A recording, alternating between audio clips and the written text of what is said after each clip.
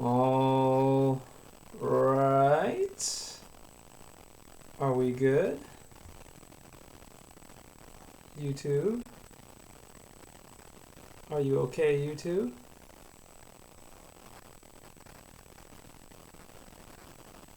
Okay, there we go. Hello.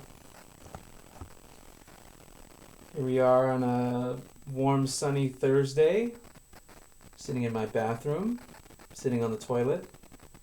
And it probably sounds and looks great. So, I've lived in a few places over the years, and I've been playing trumpet for maybe 15, 16 years. Maybe something like that, 16 years. I've probably been washing my horns for, let's say 13 of those years, maybe 12, 13. And I pretty much always find myself sitting on a toilet and spending an hour or so just polishing them up, cleaning them out, getting the snakes through. Usually get a podcast or play an album or something, but since I've decided to stream, I'll be rambling on while I carry on. Let me start. I'll reach into the tub, warm soapy water. I like to let the ones that I'm not working on continue to soak in there. Let them sit in the water for about an hour. And then usually takes me about 30 minutes for each horn to do little detail stuff. Oh shit. And then try not to drop slides or spill water everywhere or move the curtain and screw the lighting up so that looks terrible. But it's Thursday, staying home. Although I've had to relocate recently. Get a towel.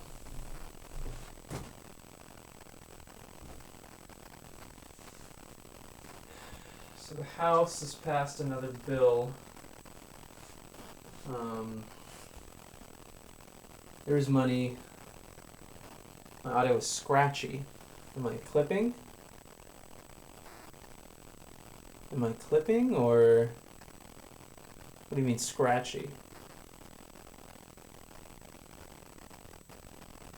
I don't know what that means, and I don't know what to do about it. Let's see.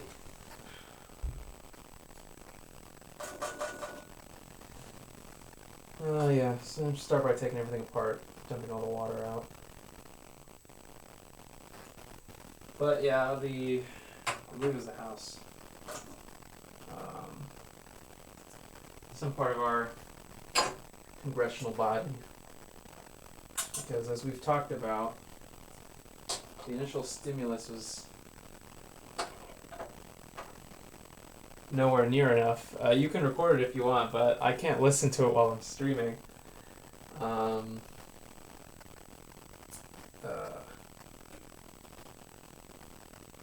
So I guess I'll just carry on.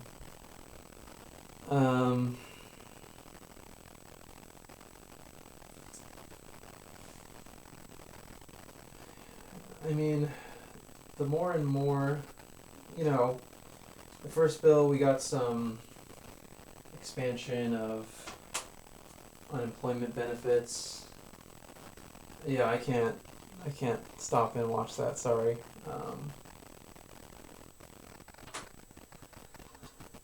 I'll try turning down my input. Or I can just, hold on, let's see. Expansion of unemployment benefits. Yeah, it sounds fine to me. Just watching the playback on YouTube. So I'm just going to carry on. But anyway, the first bill We got some expansion of unemployment benefits. We got some money for hospitals and states, local governments, things like that. But it was nowhere near enough what we need. And the second bill, which doesn't include things like,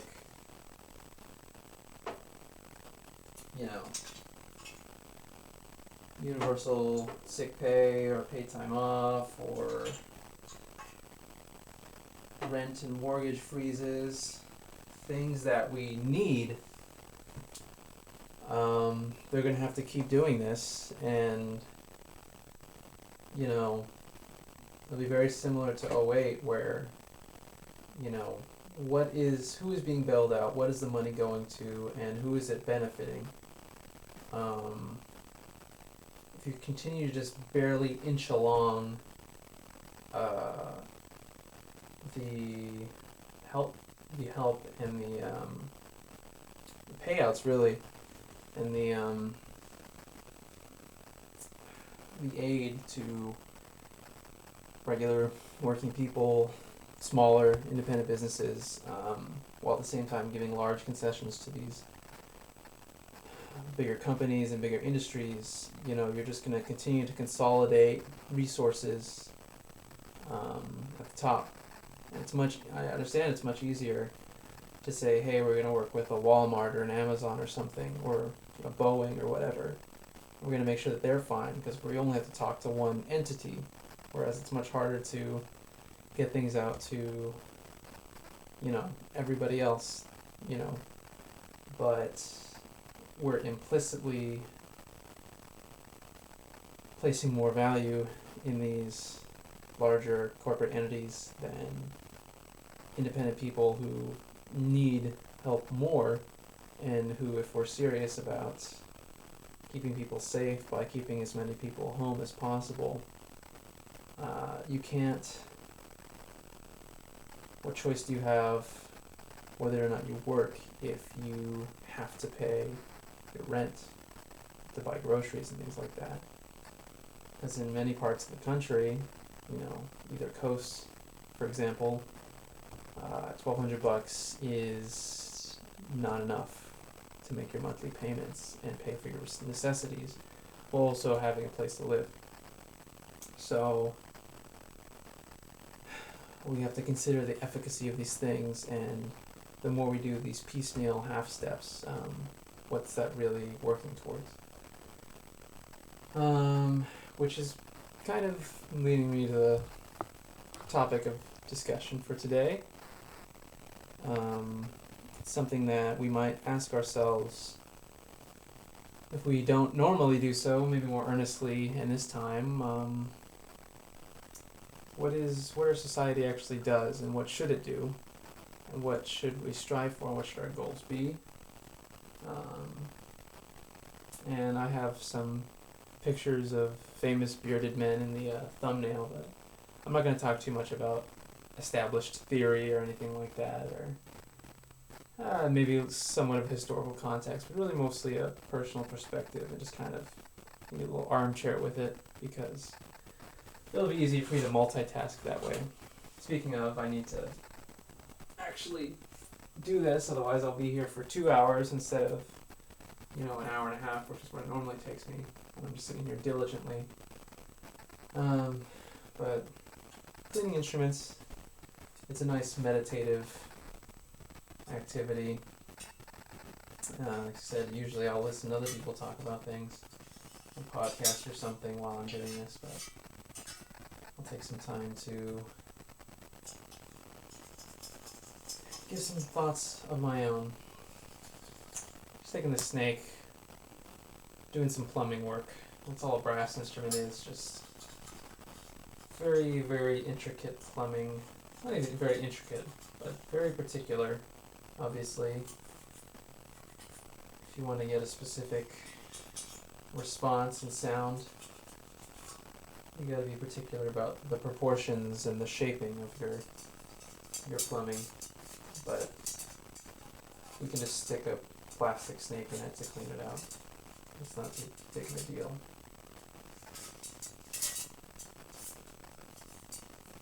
taking all the piping out, all the slides out, and I'm just going through, cleaning the interior.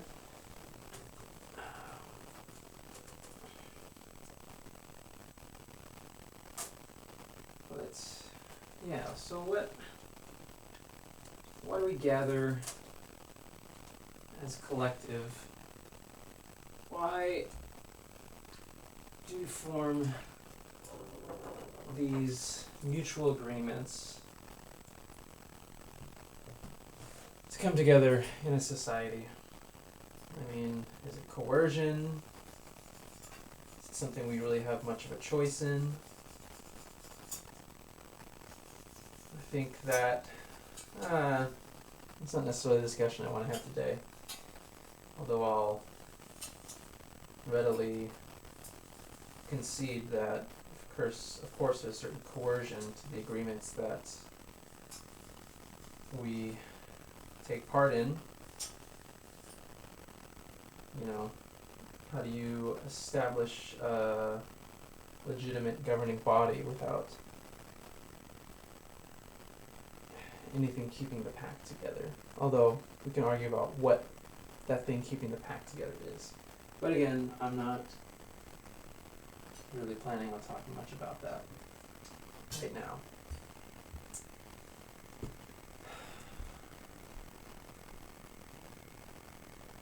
There's usually in these kind of discussions a sort of fundamental disagreement about human nature at the start of it.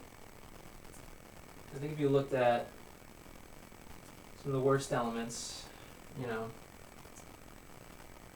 people hoarding and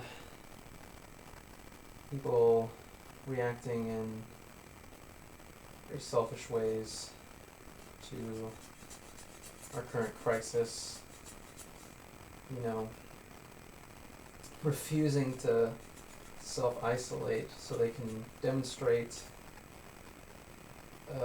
their great passion for their right to have other people do things for them.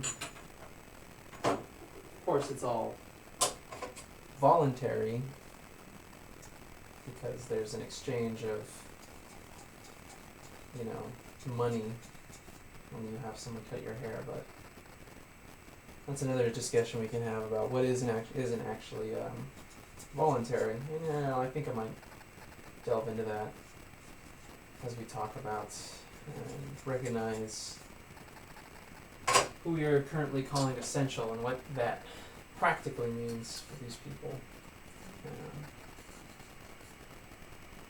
But again, what we think of people as very individualized and very selfish, and we can see how that might manifest in these kinds of actions.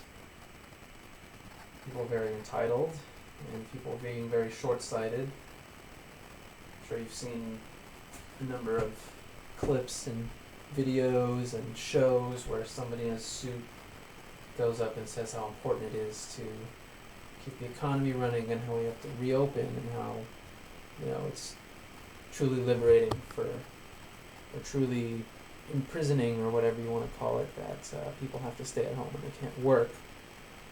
But obviously these people can say that from the comfort of their own isolation, and they can probably do many of the things that they do remotely and not feel guilty about it, while at the same time calling for others to go and put themselves at risk. And again, these are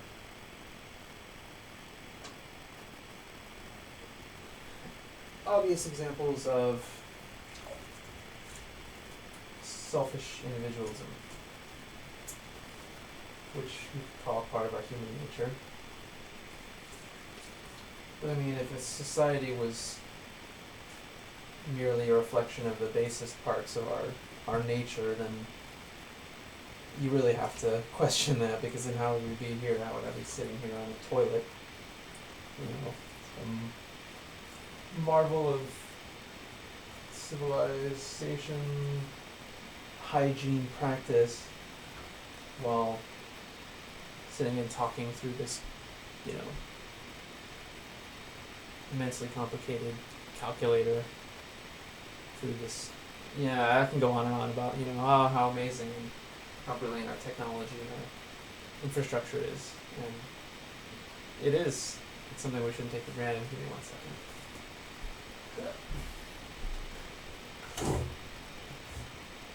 I usually have the door open when I do this, so it's a bit stuffy.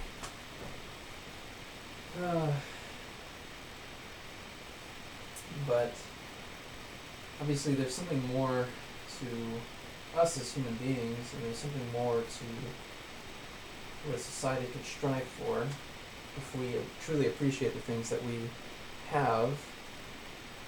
And I say we as in myself and anybody else who, most likely anybody else who can take the time and listen to me ramble about something like this.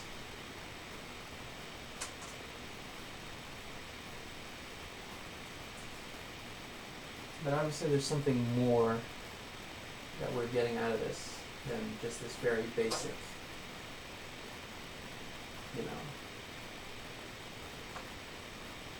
very basic elements of human sustainability, I guess you'd call it.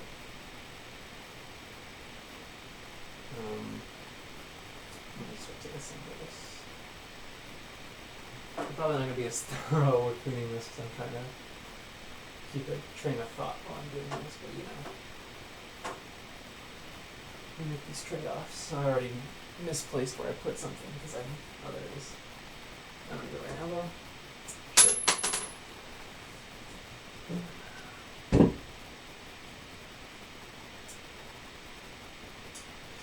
I guess I can go on and on questioning these lines of thought, and as they teach you in making an argument in elementary school, you have to sort of preempt an opposing argument, but I don't want to spend my entire time disagreeing with a phantom, cynical, debate. Because I don't want to make these points just, it's so exhausting dealing with when you're having these kind of conversations, or you're trying to imagine something, and there's just something about, I don't know, I think there's just this fundamental sadness to our material reality that makes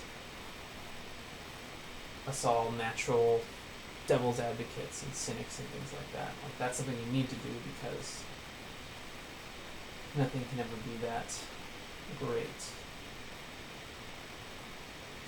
We'll try to set that aside for now so we can actually talk about something. So I'll Jesus Christ. It's cramped in here. It used to be my bathroom for a time, and then I moved and accumulated some other things, and then I had to come back, and now it's accumulated my things and more. So, anyway, if I were to say what a society should be geared towards, it seems a no-brainer that we should really, you can use the word cynical, but that's the only way I can frame it. But instead of cynically saying, well, we can't get past our basest sins, as it were, we just have to concede to those. I would say that it makes a lot more sense, and historically I would say that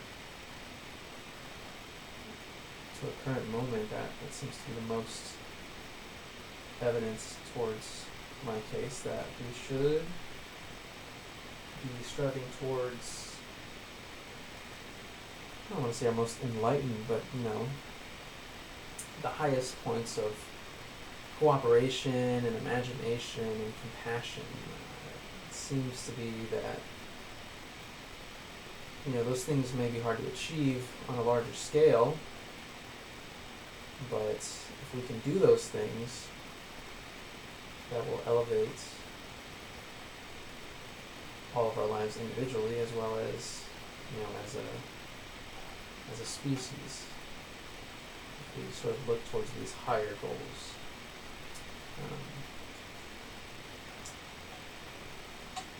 And that's easy enough to say, that we should just, be the best that we can be, but in a communal way. What does that mean specifically? And I may, as I explore this, kind of make examples of current events, or just pull analogies out of my, as I see fit.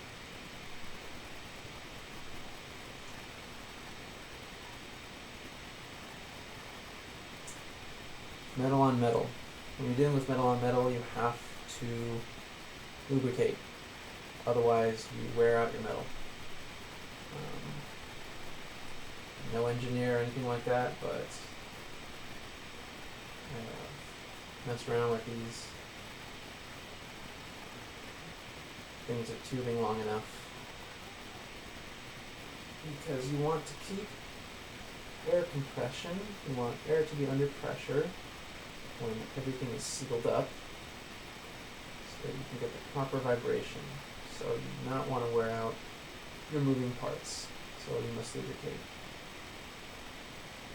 One's to reduce the wear and tear, but also you don't want to over add these things, otherwise they don't move as freely.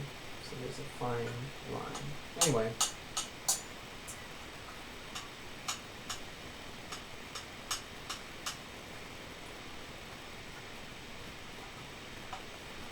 I guess what I'd say my goal for society is very similar to what my MO is, I guess, politically, because those things are, as someone who spends time trying to learn about these things and thinking about these things, which many of us, especially in the millennial generation, often do, although for the most part, people don't tend to think about these things as deeply as, people like me who spend a lot of time on the internet and Twitter and stuff like that. So, but anyway, yes, my goals for society and my politics are very interlinked, basically one and the same, which I guess isn't a very surprising thing to mention, but I don't know how much normal people think about these kind of things. But basically, we can all recognize, the hierarchy of needs. We can understand what our very base needs are as just another animal walking on this planet. We need food, we need water, we need shelter. And we need community. We need community. That's I don't think it's a very controversial thing to say. It's what we're based around as a species. We're not particularly strong or particularly agile, just as we are. But we have a special capacity for imagination and problem solving and socialization and communication. And we are drawn to these things because it's what helps us survive. And we need these things because that's how we are built. And obviously different people that manifest differently. And it is wonderful to live in a time where people's individual characteristics can be accommodated and recognized. But yeah, so those are our base needs, right? But I think that particularly at this point in human history, we can ask for a little more than that, and we have the resources for a little more than that. And I say that, but it's funny because there's so many of us who even lack those base things that are And now we find ourselves in a pandemic, and these things are highlighted. But people who don't have access to housing, people who don't have access to food or clean water. I mean, I didn't even mention hygiene. That's our health. All these things that contribute to that. Even those things, those basic needs, are in question for a not insignificant number of people. And as someone you may know often says, in the richest country in the history of the world, I don't think I know you hear that phrase so often, but you don't really stop to think about how truly damning that is, where all the resources are there, and in a large part all the infrastructure is there. We have more than enough food, more than enough land to grow the food for the people within our borders. And we have more than enough existing housing for all those people as well. And yet there's this great effort, this great strain to accommodate all these people who are without even those basic necessities. But we have those things. So it's not a matter of the resources being there or the structure being there, it's the method of distribution. So that's before we even get to, beyond the base needs. We need to even address those things. I don't think people say some pundits and things like that, they say some pretty ludicrous things, but I think if a normal person were to take time and think about it, we'd at least be able to agree what our base necessities are for survival as, human beings. So obviously, I'm going to move this because I'm going to keep knocking it over otherwise. It's a bit crazy in here. That's why I have the camera as it is. But yeah, so can at least agree upon that first part. I think that's pretty much a no-brainer. But then even at this part, this is where the broken-hearted and cynical people start to even object at that point. But we'll leave them behind for now, and maybe we'll come back to them. As sad as they are, you have to think about those people too. I'm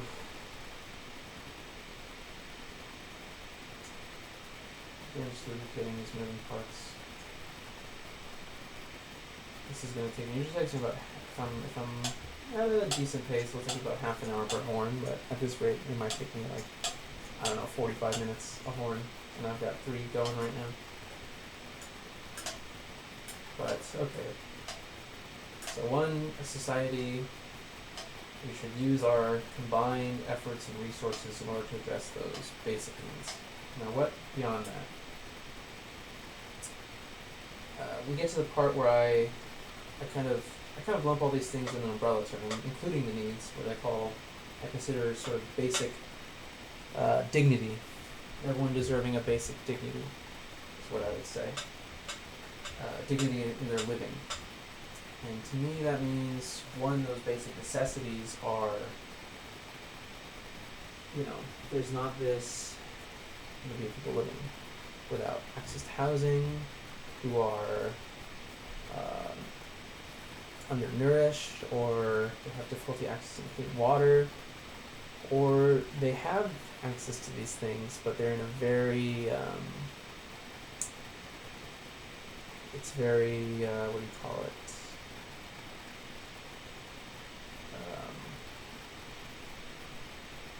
Like people living paycheck to paycheck, for example. It's very tenuous. It's very conditional that they have these things. And everything in their lives, even though we have these modern comforts, there's still just this very primal fight for survival that many of us still have to go through. when I talk about dignity, you know, that that existential threat should be addressed to the point where just about everyone doesn't have to deal with that life and death day in and day out. I mean, to just put it plainly, you can imagine the people in your lives, your friends or family or coworkers, and imagining them having to fight. And we like to glorify individual acts of valor and courage and things like that, but it just kind of masks how inadequate we have become as a society in order to just address these things so that the weight of the world doesn't fall on individual shoulders. Maybe Atlas would be less depressed if he had a helping hand or something. I don't know.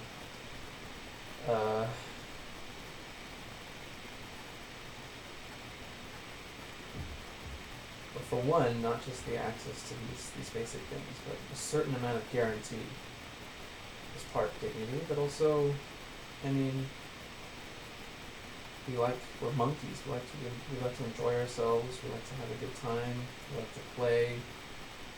We like our luxury, company of others, vices and things like that,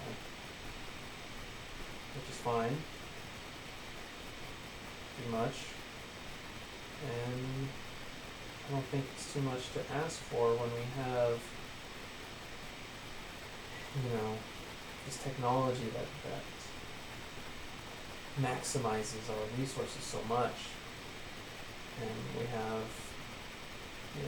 the numbers of people that we can utilize this technology and make use of our resources. I think it's too much to ask that we've come so far as a species that we can't recognize that luxury, as we call it, sitting and watching TV or enjoying wine or whatever, which is pretty central to entertainment and things like that.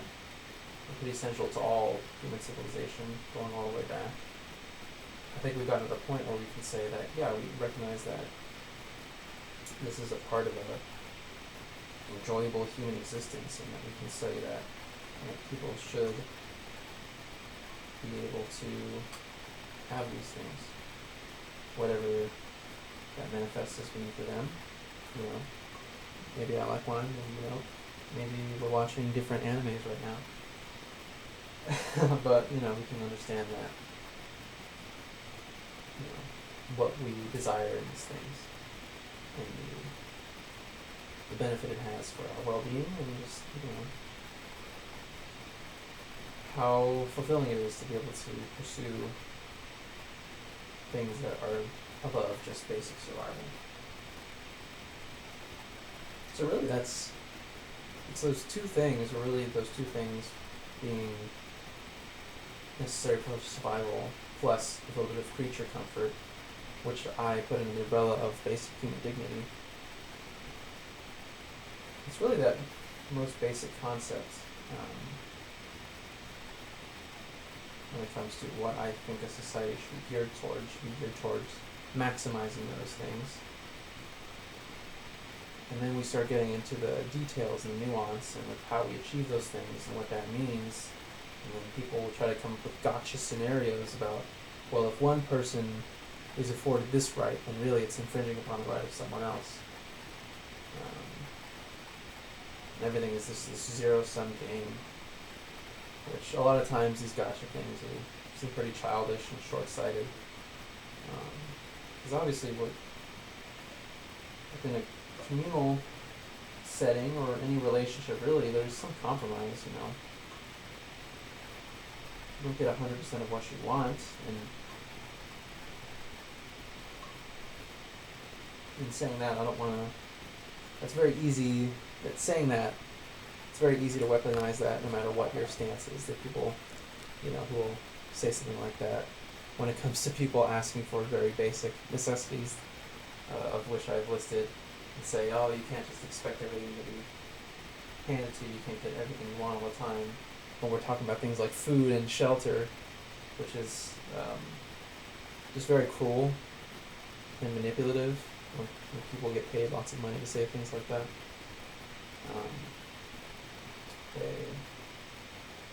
If we were going to turn this into a spiritual discussion, I would say those people have very compromised souls, or whatever you want to call it. But we can get into how we accomplish those things. I mean, I've kind of already talked about it. We have technology and resources to guarantee these things within, the U.S. borders. But obviously we can't just stop there. When I say obviously, maybe for other people it's not so obvious why we need to expand beyond that, but I think, the current pandemic just reveals already just the need for us to think beyond traditional limits and constructs. Because, even if you just limit it to the United States, we have a state like California, which seems like it'll most likely remain in some kind of lockdown. Whether or not that's going to, loosen over the summer or after the summer, it's still going to be fairly tight through the rest of this year, most likely, versus other states like, say, Georgia or whatever, where we need to reopen our economy. And even just that disparity, even if one community is safer in their own isolated circumstances, in this case, if another community is being a little more careless, that will endanger everyone else. If someone from another state or whatever gets, if the virus for them spreads, just because it's contained in one area doesn't mean it's, we're good to go. Not unless we have, a fully equipped and capable medical system, plus, readily available vaccinations. We need a lot more resources and infrastructure in that regard before we can be so negligent about, our practices of social distancing and things like that. So that's just one example of why. That's an obvious example of why you can't neglect, or you can't limit the scope of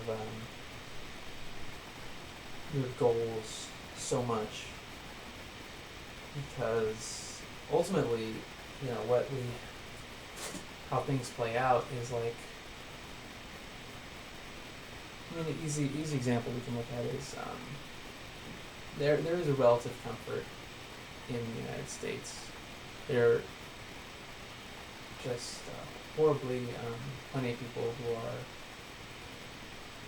stretched thin and pushed to the edges of survival needlessly. But there is a certain amount of luxury and comfort that a large majority of us have access to. But it's often at the expense of exploited labor, either in the borders, whether it's undocumented people or other vulnerable groups, or outside borders, obviously. We essentially rely on underpaid labor, and this country has, since its inception, obviously with completely unpaid labor, aka slavery, to now, where essentially, we could debate what the threshold for wage slavery actually is, but even in prisons, you can get paid like $1 a day to do a full day's work, or I don't know if that is even, comes, if that is even too much, or too much more than what they actually get paid. So there is the issue of, if you limit your scope, you could say, well, we've solved these issues, we've achieved the perfect society, myself and 5 other people who are well off enough to enjoy, our our basic wants and needs and luxuries, while those are things that are afforded by very few other people. So we need to expand the scope of what we're talking about, society. And that's a very lengthy discussion. Give me 1 second. So I might flip my camera around and do this. But I gotta do the valves. The valves would redirect the air to the valve slides, so you could change the length of tubing, so you could change your notes. And they get dirty. So I'm gonna clean them out. Let's see. This is a great view, I'm sure. But I'm heading over to the sink. I've got my mouthpiece brush, which is perfect for valves. Brush wet. I had it soaking in that bath water too. Brush wet, a little soap on it. Let the water run a little bit. Just kind of brush the side of the valves. Kind of get, usually when you oil your valves, they'll pick up some dirt, so you can kind of brush off excess oil, and usually they'll wash out some of that dirt, but maybe some of it is sticking behind. And there's these actual chambers in the valves, which might build up gunk and things like that, which is usually what I'm after. It affects the blow of the horn.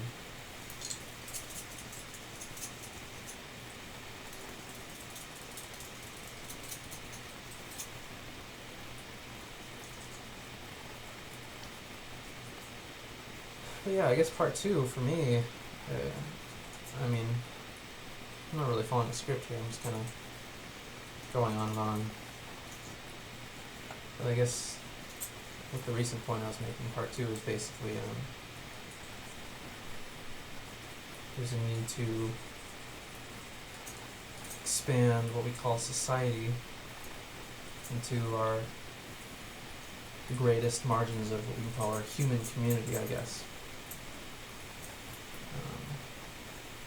But I guess even from further beyond, there's a certain responsibility that we have. We can talk about climate and things like that. I mean, it's not just, when we talk about climate, it is, people in danger of wildfires and earthquakes and tsunamis and hurricanes, floods and droughts, things of that nature, pollution, but obviously also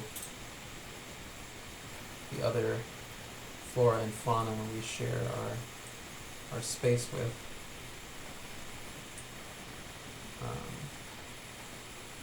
I'm of the kind of person that I would generally, if I had to make the choice, I would prioritize human interests, but I don't think that human interests, humans versus nature is necessarily the only discussion that we can have about that. I think those two things are more connected than they are separated.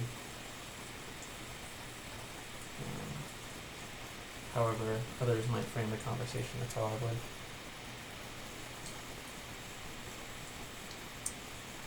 Yeah, we have to consider that, again, as many other things this pandemic highlights, is that we really are a human community.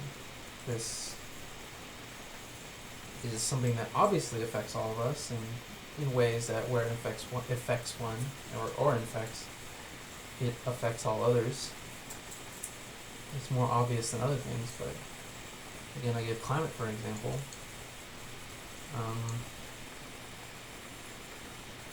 Or even another example that is hard to look at or harder to see is, say poverty.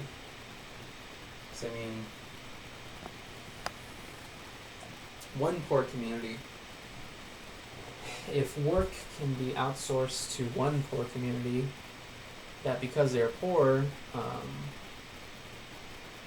it's more acceptable for them to do work that maybe say some in the United States, if you were a citizen, it would cost more, or you'd be paid more,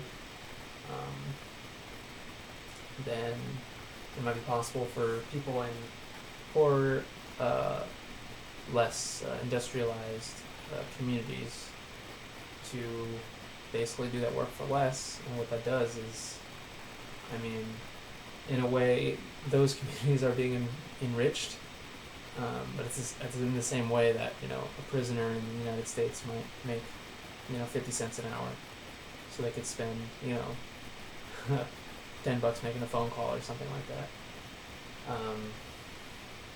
It's simply a raw deal. However, others might want to twist it to make it seem less bad.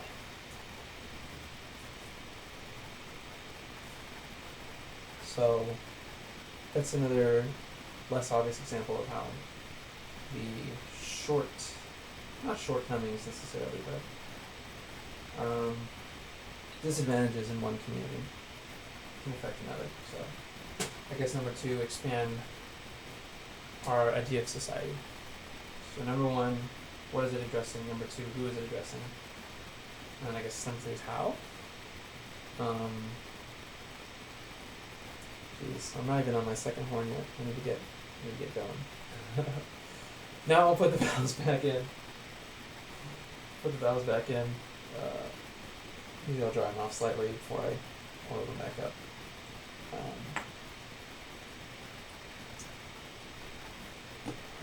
I've been using Hetman number 2. Do not drink it. Even though it's delicious for your horn, it's poisonous for you.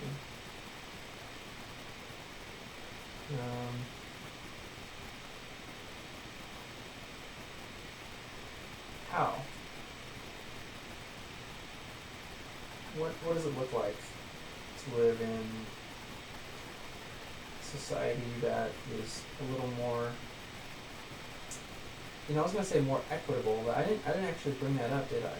I didn't say that society necessarily needs to be more equitable for those things for those other characteristics to exist, but practically, yes, practically, if we want to feed and house everybody, if we want to make sure everyone has time to, explore things that they enjoy, spend time with people they enjoy, or just relax and do nothing or whatever. We frame a lot of our, it's another thing about in the U.S. in particular, we frame everything around productivity. I don't think that's as necessary as, I think it's a little pathological the way we do it. It's really not healthy.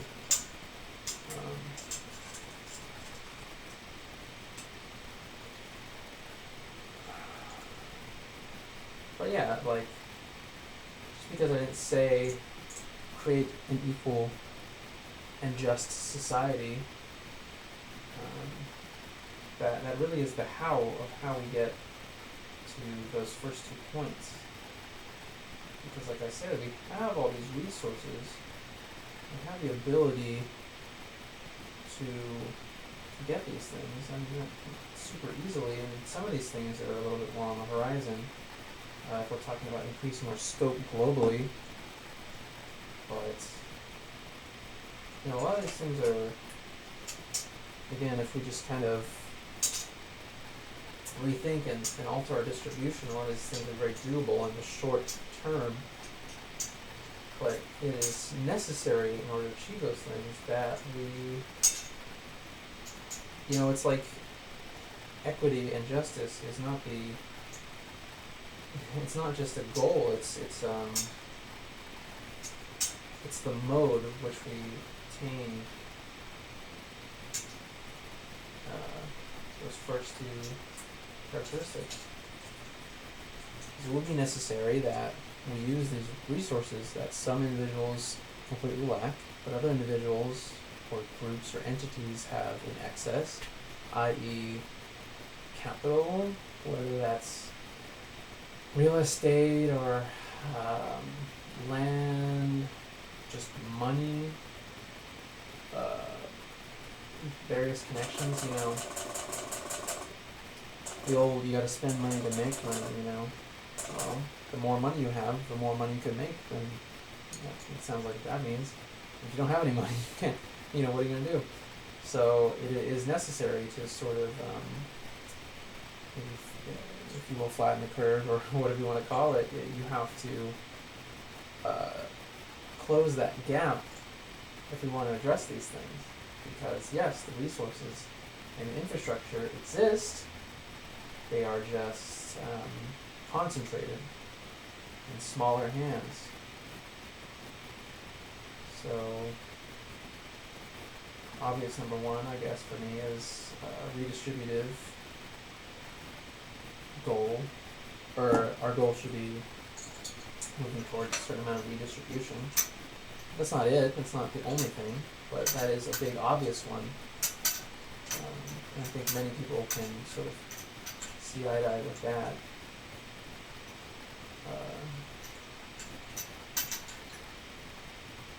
I guess I just thought of something before talking about these things in the abstract, I can very easily connect them to current things in the current discourse, talking about guaranteeing health and well-being and safety of all people, things like universal health care, guaranteed housing, maybe even, I'm not opposed to a universal basic income, but that has to come in tandem with other things. A UBI can't replace a welfare state. That doesn't achieve these goals that I'm talking about. That just kind of puts a band-aid on it and placates people, when really the relationship that they have to people who have control of the resources has not changed. It's just their circumstances have gotten a little bit more agreeable, I guess. God, I'm almost an hour in. I'm only on horn 2. I'm trying to, spit everything together while staying on task. It's not easy. Oh shit. Also, take a bunch of water all over the place.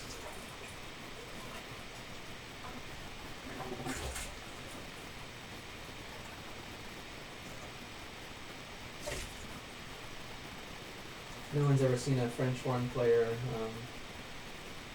spinning their horn with, just rotating it over and over again. Maybe some of them do it for fun, but it's an effective way to get the water out. Leave the rinses off.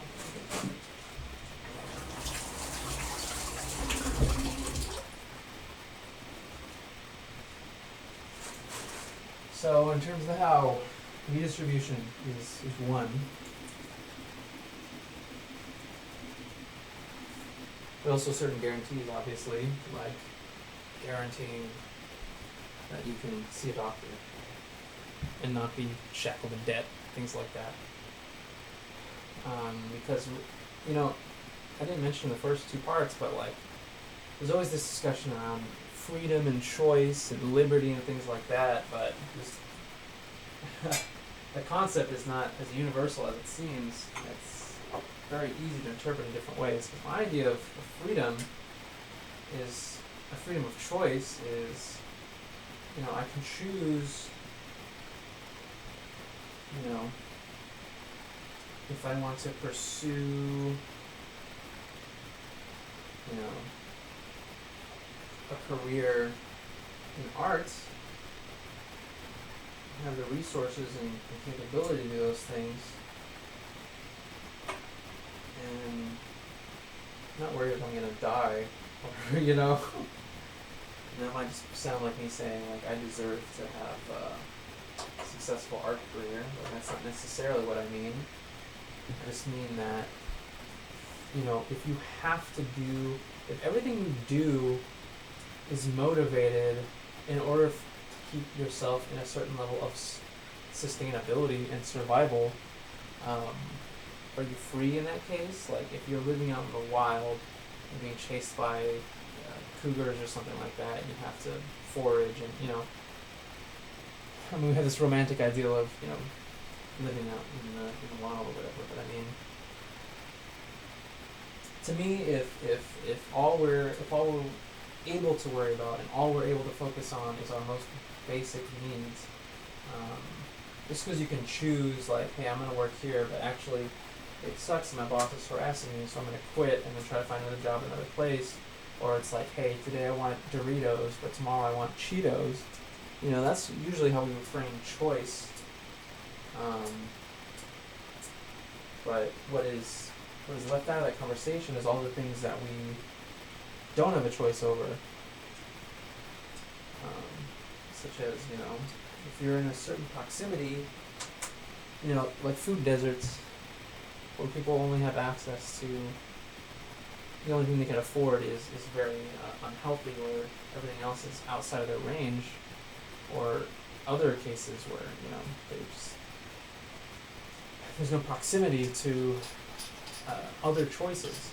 So if your choices are so limited, like, what does it mean to have freedom of choice? So I didn't mention that, but that is important to me, that people have a certain sense of control and a certain sense of freedom in their lives to choose to do things that matter to them. Now, obviously, if we want a society that provides things for others, and we want to, like I said, make use of technology to maximize our resources, blah, blah, blah, we need people to do things. And then maybe this is where, if we could talk about theory, we could talk about like Marxist. We start getting to Marx and things like that about, well, if people do the work of, again,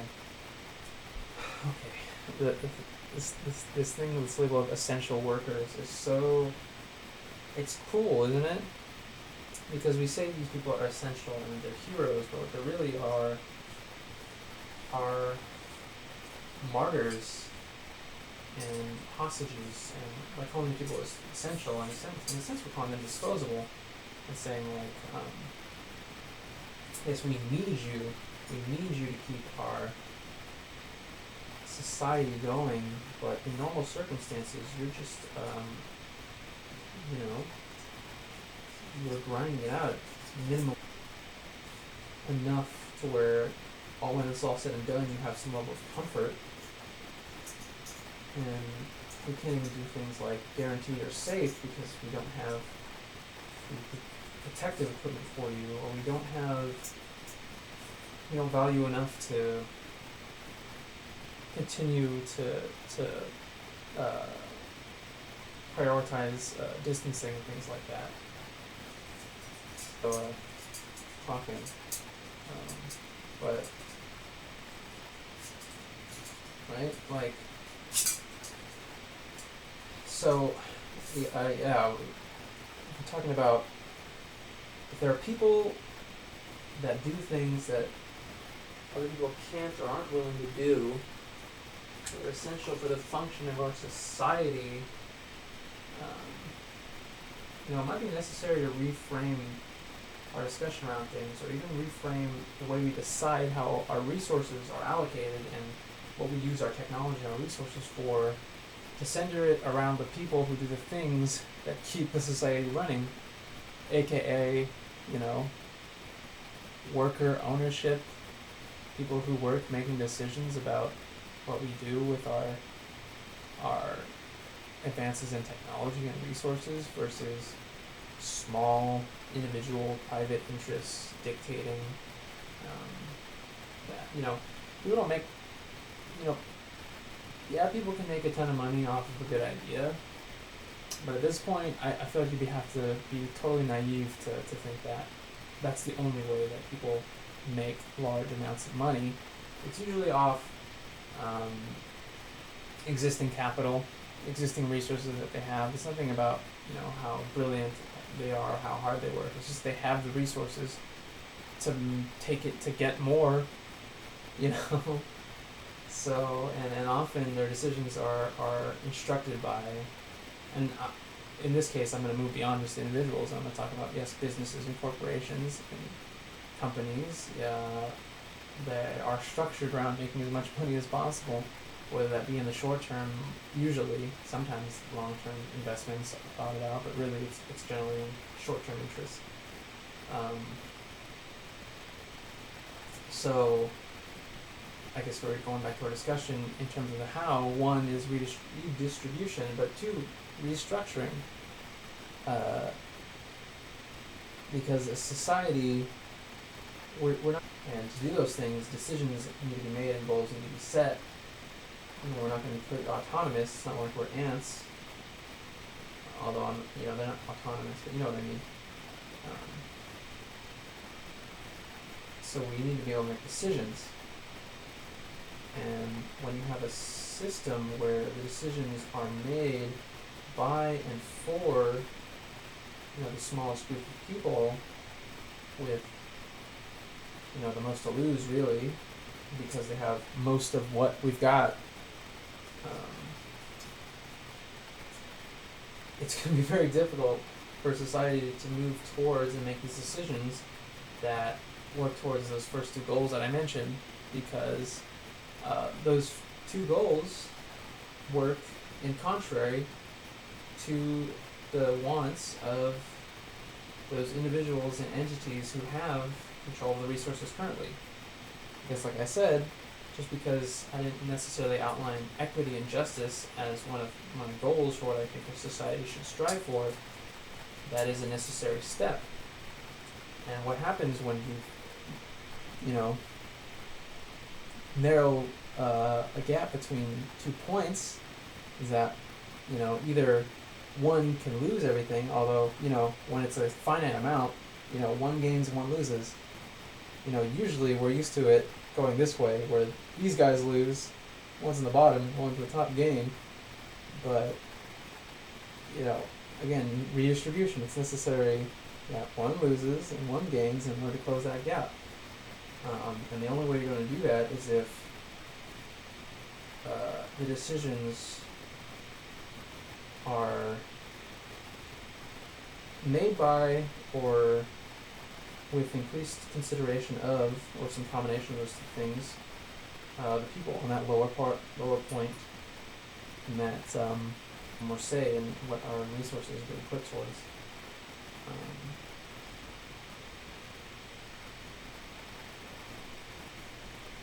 And I'm going to be here for a while. I was cleaning these trumpets. I might wrap up early before I finish cleaning, just so I can see slides.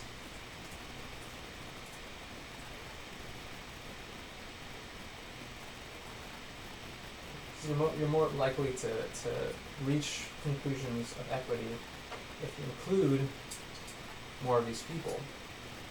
And when we talk about marginalized or vulnerable or otherwise exploited groups, in order for them to get some sense of equity, some sense of justice, unfortunately someone else is going to have to lose out, because people who are losing out, people who are rich or whatever, they have that excess at the so we need to consider those voices who often don't have a seat at the table. So redistribution and restructure in terms of leadership or hierarchy, however you want to put it.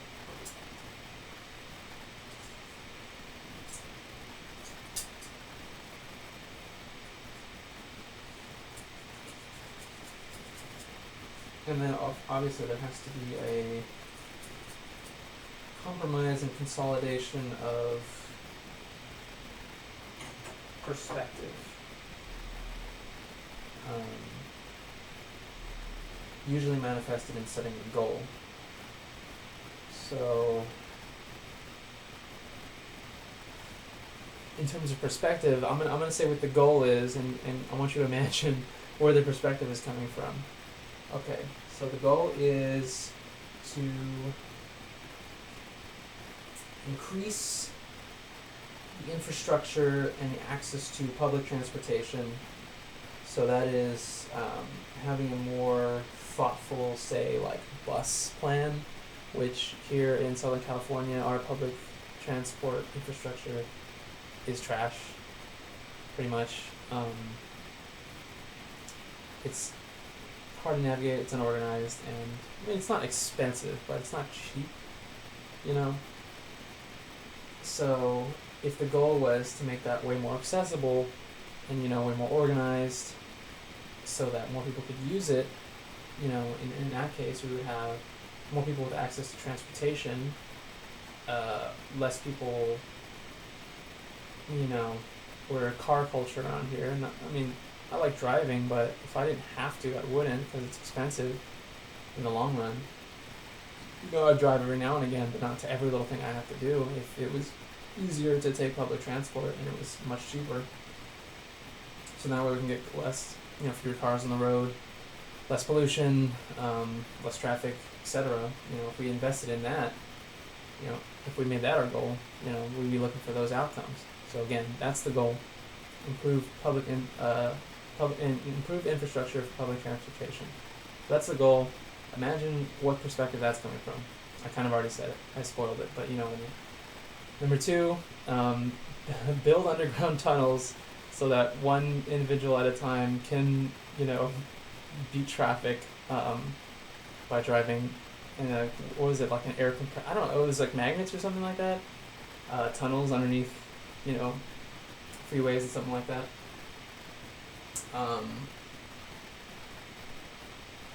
Individualized. Again, yeah, I'm talking about the fucking Elon Musk thing, obviously. I mean, considering alternate transport and infrastructure is not a terrible thing, but when it's all handled by private interests and it's all framed in this individualized perspective,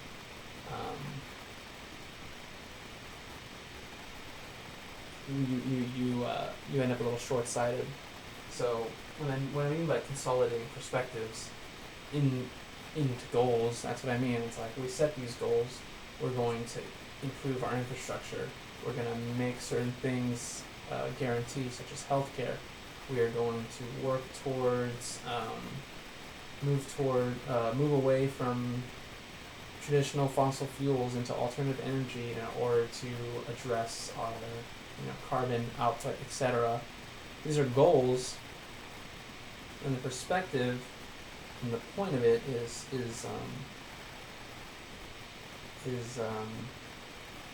increased public prosperity, or whatever you want to call it. Did I brush all these? I think I brushed them all. I'm gonna start moving it.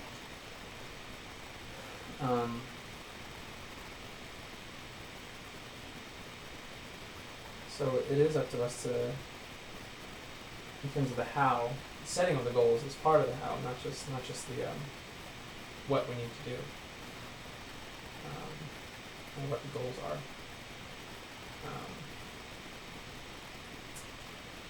And again, many conversations have been had, many conversations will continue to be had in terms of how we move beyond just having a conversation, how we make these things actionable, and how we come to a consensus about these things. And education and theory, political theory and history and things like that, those can inform us and those can help guide us. But we also need to do some reflection on our own and think about what do we want out of our society. And this is about the best time to do it. And people have pointed out, like, our government can guarantee, they can say, we're going to pay you guys so you stay home. We can say we're going to make healthcare available to everybody so that people aren't worried about if they're sick or whatever, can they get treated or can they even get tested.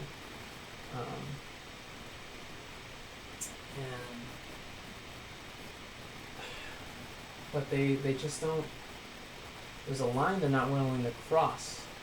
If you read the implicit message about what the decisions they're making, and we could talk about, Republicans and Democrats, this and that, what you can and can't get past who. That's a little short-sighted as well, because you have to really look at what is it these two parties are really striving for, and if their differences are really that vast as some people try to make them. happen to think not really.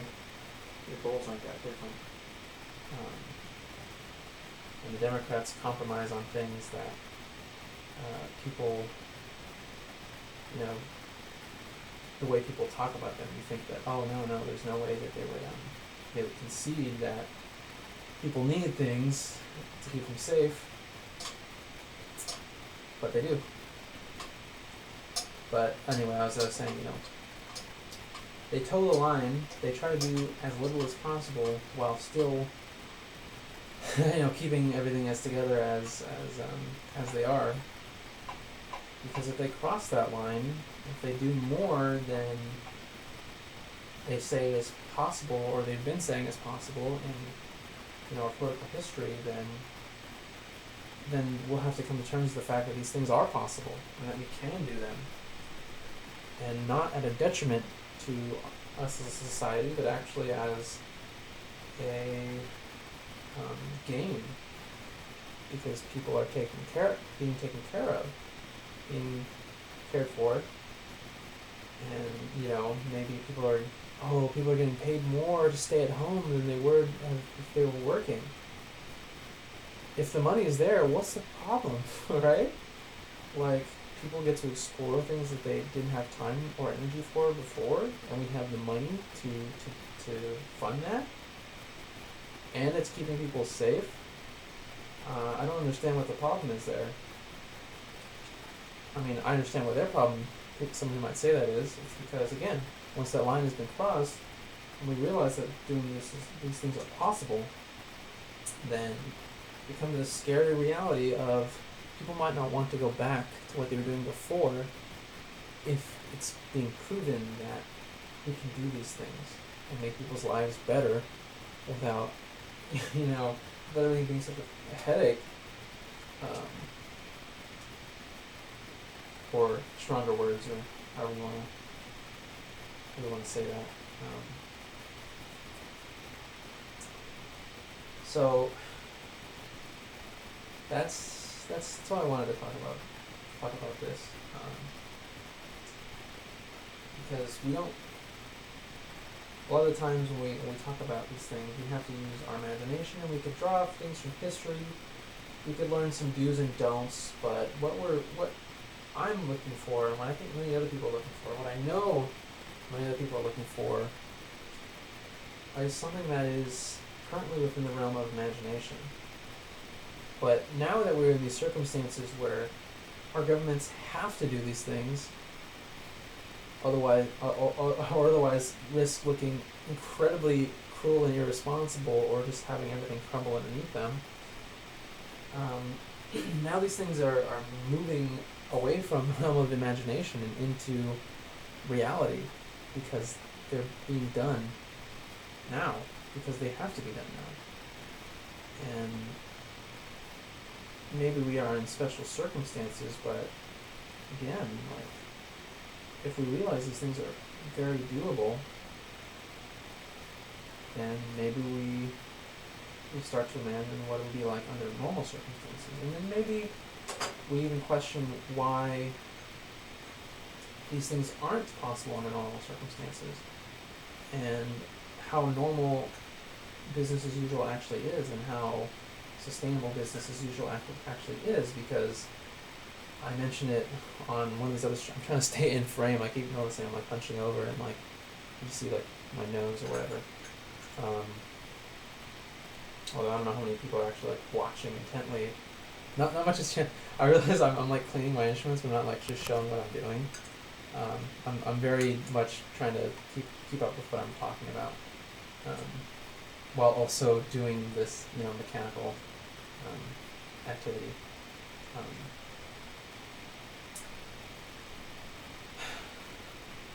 But yeah, I talked about the reason where it's so dire right now. Obviously, a pandemic is very devastating, and it's something that we don't have utmost control over, and that is bound to have an effect on a population no matter how prepared.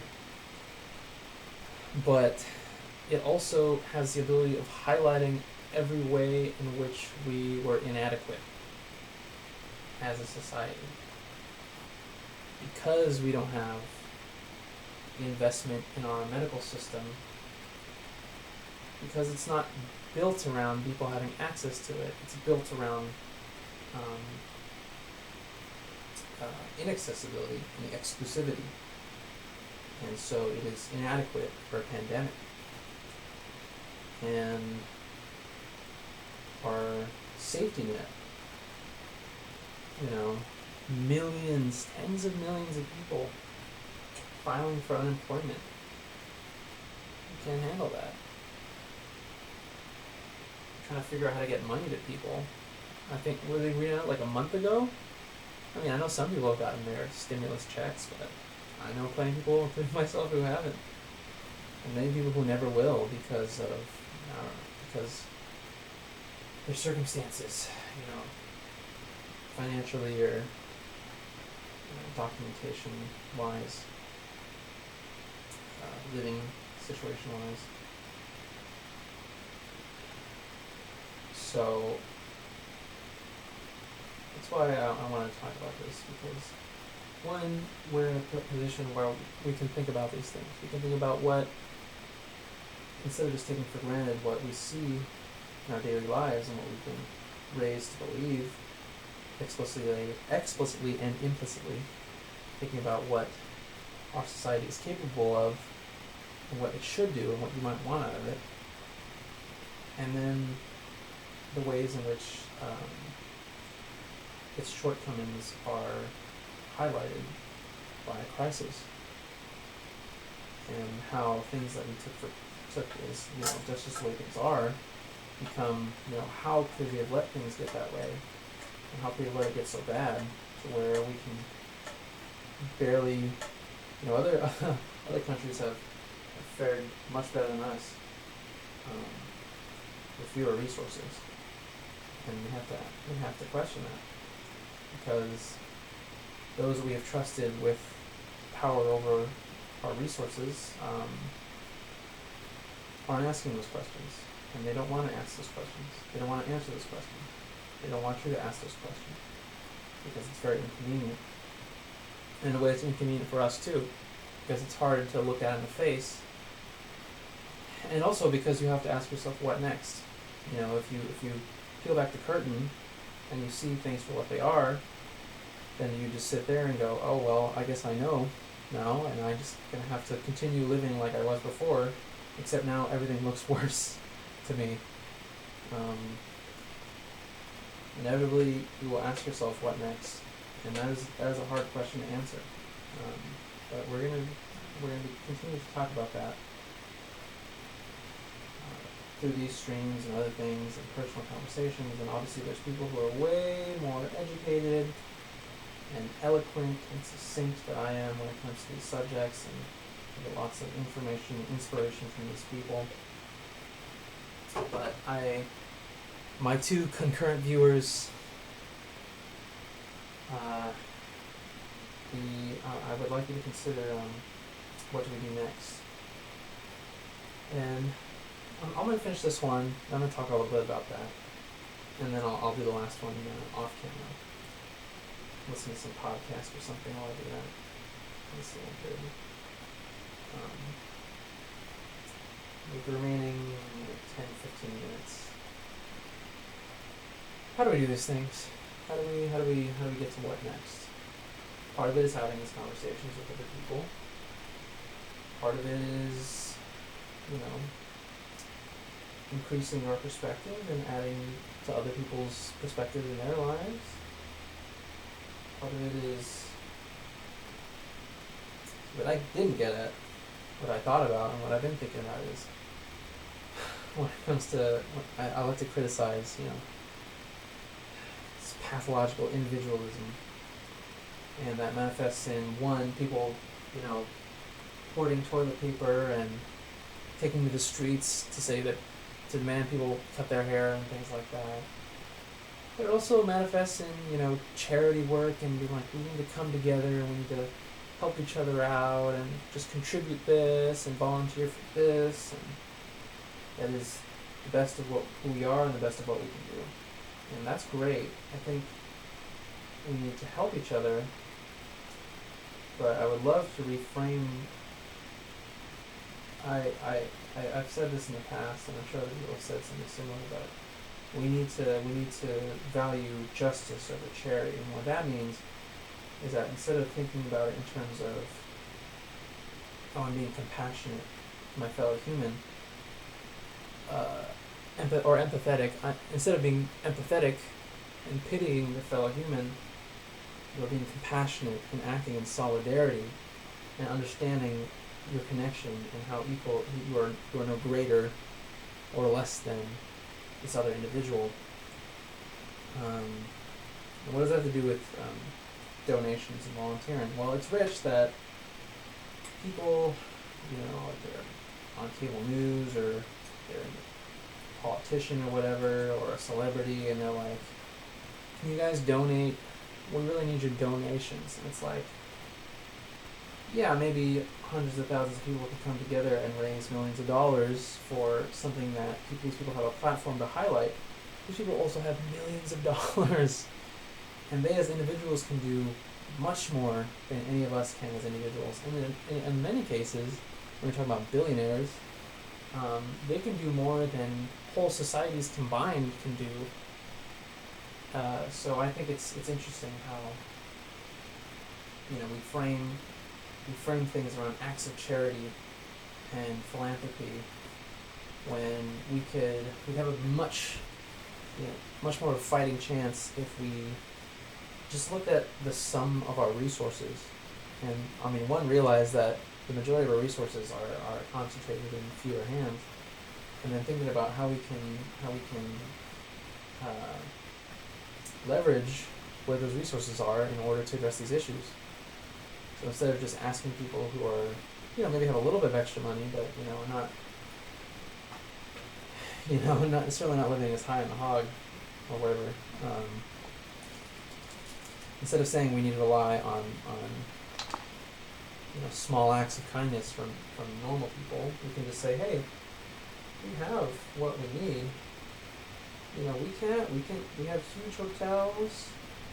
We can use to house people, to keep them safe so they're not on the streets right now. What's going on? Very wealthy people who could, I don't know if you guys have seen, farmers and things like that have to destroy their yield because, one, they don't have the labor to utilize all of it, and two, they don't have the market infrastructure and the demand for these things has seized up. So,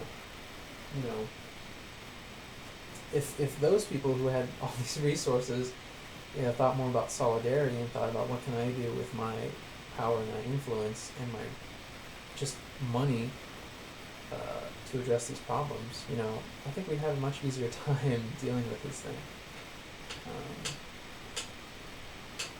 So that's another thing.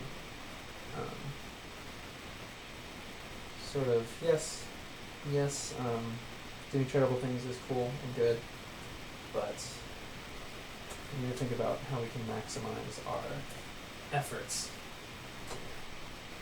And that might be inconvenient for certain groups. My floor is wet. Oh, I'm going to towel that in a second. Do the second set of vowels now.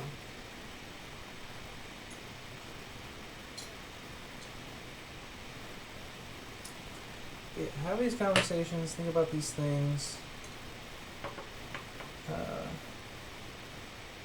form these acts of solidarity. Yes, donate. Yes, volunteer. But while you're doing these things, try to think beyond that. Try to get a bigger picture view of what we can and should be doing. And realize that there are many people committed to these things that I've brought up in this one stream. A lot of these things are things that I've thought about and I can put in my own words, but a lot of these things are, perspective that I've gained from other people. And there are people very committed to putting these ideas into action. Maybe you'll call them progressives or socialists or communists or whatever. there's many labels to these kinds of people with these kinds of thoughts. But again, there are people very committed to making these things reality. And most people are just kind of, they understand what's right in front of them. So they can understand if they or people in their community are going through a tough time, and they can understand if someone can do something for them, and that's something they can appreciate that, and they can put, name to a face and all that stuff, and they might not be thinking about theory and politics and things like that. I think it's the majority of people. But if you were in a situation where you are really thinking about these things on a more, you're thinking in terms of imagination, you're thinking on a bigger scale, and you are thinking in terms of history and theory, and these larger ideas, thinking a little bit beyond your immediate world. I'm not going to say that you're more enlightened if you're this person, but maybe you fall in this category. All of us, we need to connect, because nobody's going to make these things happen. Nobody with the power to do these things is just going to make it happen. It needs to be demanded, and it needs to be worked towards. And that is through a coalition of people who understand their commonalities more than their differences. Because we understand now, I don't know if you guys remember this debate, it's like, why do burger flippers deserve $15 an hour if I'm in EMS and I'm making minimum wage? It's like, why would people get mad at someone who's making, $7 at McDonald's versus someone making, $10,000 an hour? I don't understand that. I mean, I do understand it, but it's pretty ridiculous. So, coming together under a sense of commonality and a sense of solidarity, and understanding the things that are more similar between people versus just things that are most different. That's one thing, I'll do that to this next part. I can mark something a little bit.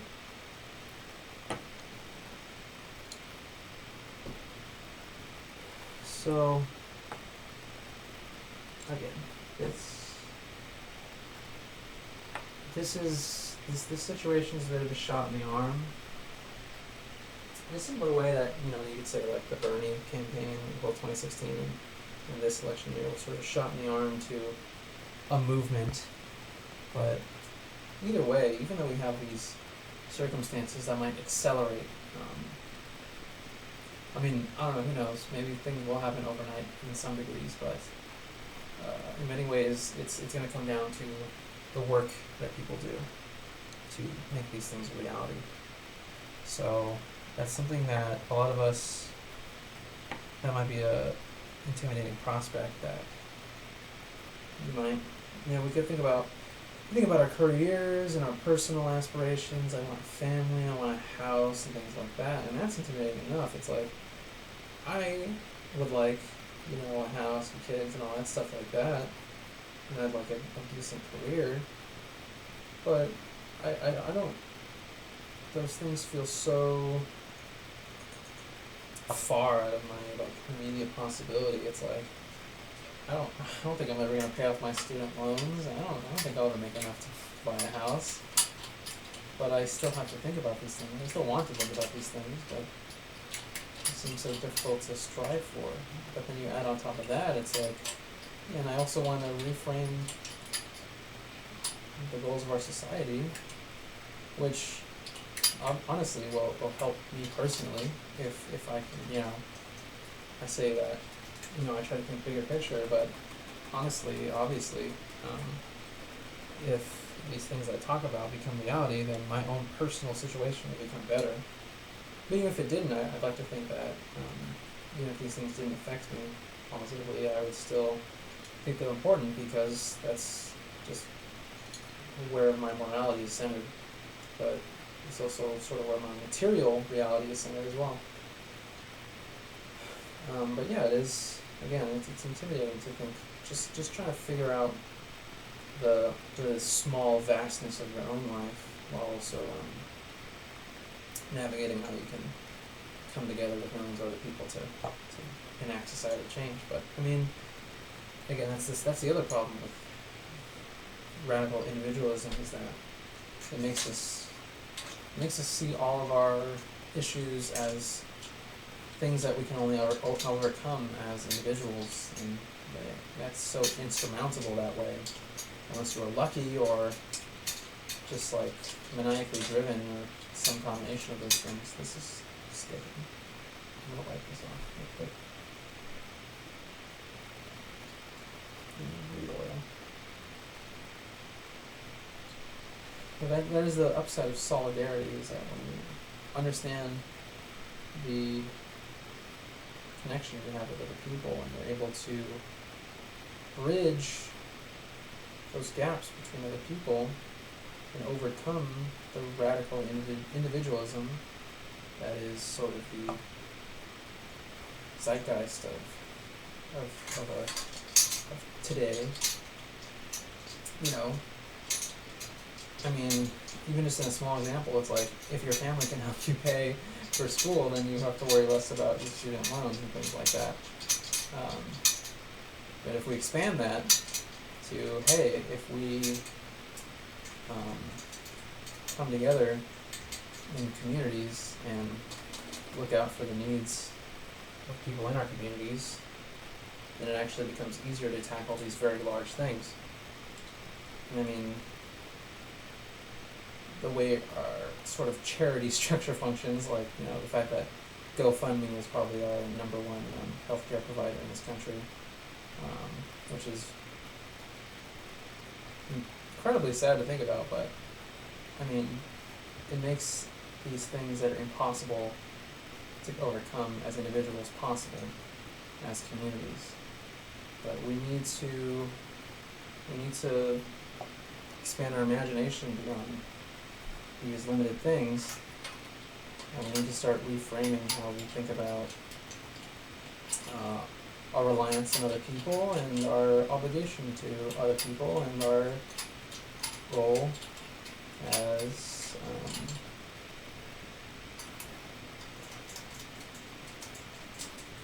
participants in a society. So, yeah. I think that about does it for the stream. I got one more horn to work on, but it's going to be much faster if I do that by myself, so I'm going to do that. But thank you to my 2 viewers. Hopefully that I was coherent and marginally entertaining, or educational, or insightful, or white noise to pass the time. These streams, I'm just kind of doing as I go. Honestly, I usually think of what I'm going to do for the stream like a day or two before. It would be nice to have like a regular show structure and some guests and things like that to keep this going, but I'm just going to keep winging it until I run out of ideas. But yeah, thanks for watching, and I will see you on Monday, and we'll see what happens. But stay cool, stay hydrated, stay safe, and